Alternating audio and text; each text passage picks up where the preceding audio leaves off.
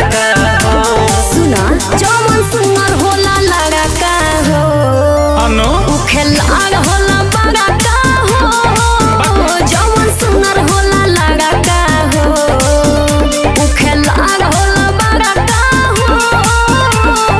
अच्छा तब का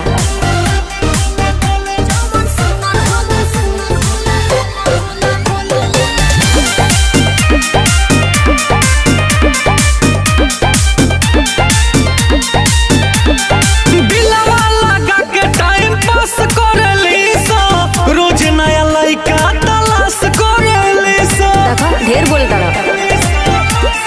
सुनो लइकिन के नाम झूठो हूँ बादा नाम बा लइया के छोड़ई है लइकन के काम बा।